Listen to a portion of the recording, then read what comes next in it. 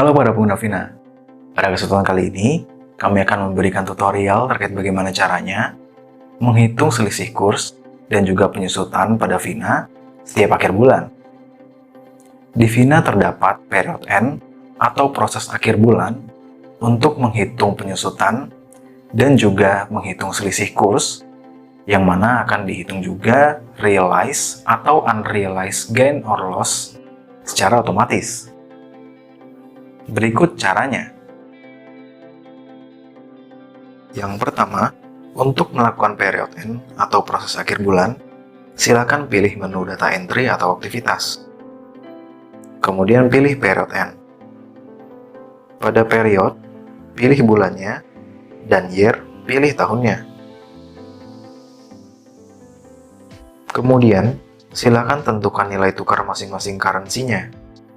Untuk nilai tukarnya, Anda bisa mengacu pada kurs Bank Indonesia per tanggal, terakhir, bulan, dan tahun yang Anda pilih. Lalu pada form no, unrealized gain or loss, isi nomor period end. Dan pada form no depreciation asset, isi nomor jurnal depresiasinya.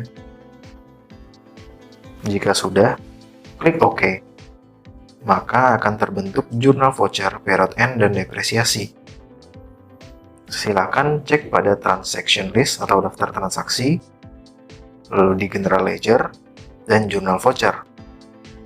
Pada type atau tipe di sebelah kiri, checklist period end dan depreciation asset saja. Kemudian unchecklist filter by date. Selanjutnya, silakan buka jurnal period end-nya sesuai bulan dan tahun period end untuk melihat jurnal selisih kurs yang terbentuk di akhir bulan tersebut.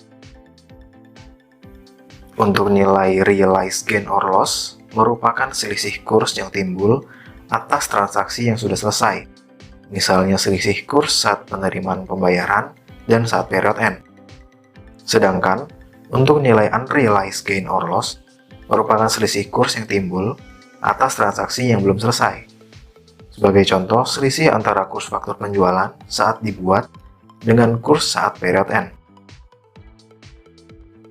Yang pertama di sini terlihat, terdapat selisih kurs dari akun Bank USD, yang selisihnya masuk ke realized gain or loss.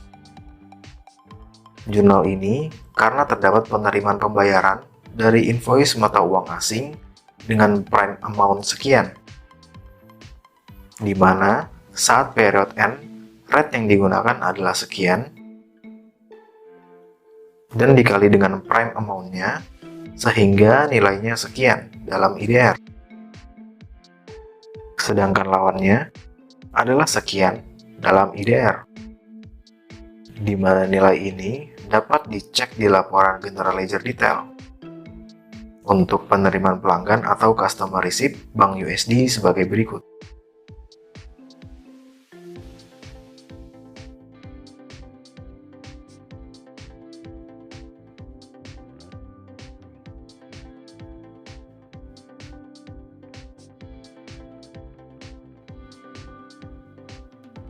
Dan dengan prime amount yang sama, maka rate-nya sekian. Jadi selisih nilai IDR masuk ke akun realized gain or loss.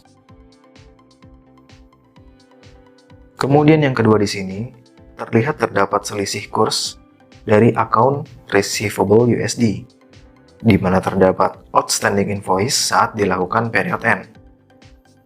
Nilai piutang USD yang masih outstanding terdapat di bagian prime amount dan dengan rate period end-nya, sehingga nilai IDR saat period end adalah sekian.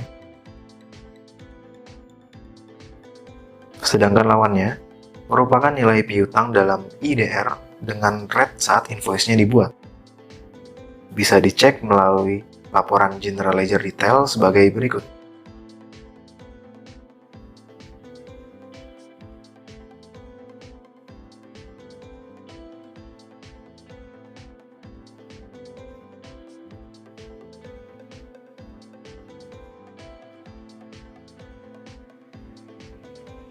Dan dengan prime amount yang masih sama, maka kursnya sekian.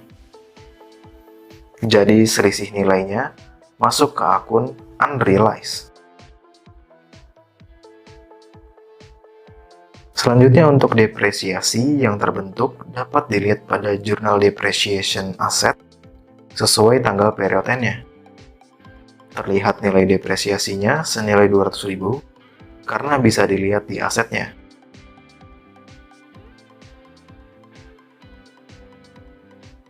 Bahwa nilai asetnya 12 juta yang terdepresiasi dengan umur 5 tahun atau 60 bulan dan dari tanggal penggunaan sampai tanggal period end-nya baru berumur 1 bulan, maka depresiasinya senilai 200.000 dan nilai bukunya tersisa 11.800.000.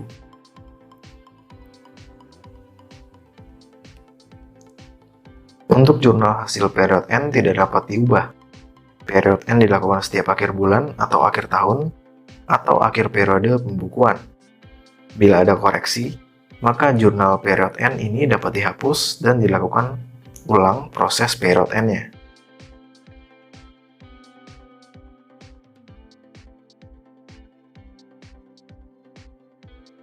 Sekian tutorial bagaimana caranya melakukan perhitungan, selisih kurs, dan juga penyusutan pada Fina setiap akhir bulan. Terima kasih, dan sampai jumpa pada tutorial berikutnya.